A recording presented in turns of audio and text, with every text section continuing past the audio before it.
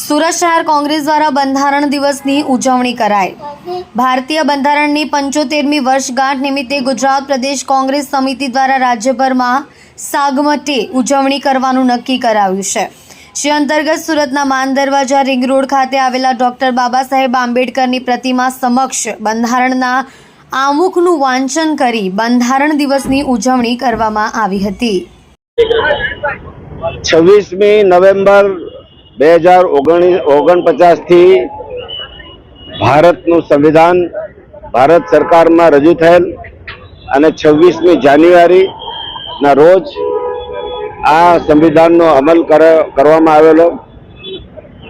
બાબા સાહેબ આંબેડકરની પ્રતિમા એટલા માટે અમે પસંદ કરી છે કે આ સંવિધાનના રચયિતા, આ સંવિધાનના નિર્માતા, જેમણે બહુ જ આપણા દેશની તમામ જનતાને જન જન સુધી આ ન્યાય મળે તે માટેનો એમણે પ્રયાસ કરેલો છે।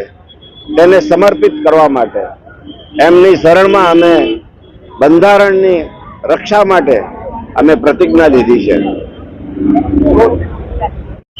આજે સુરત શહેર જિલ્લા કોંગ્રેસ સમિતિના નેજા હેઠળ ઉડના દરવાજા બાબા સાહેબ આંબેડકરની પ્રતિમા ખાતે બંધારણની પ્રતિજ્ઞા લેવાનો કાર્યક્રમ રાખવામાં આવેલો હતો।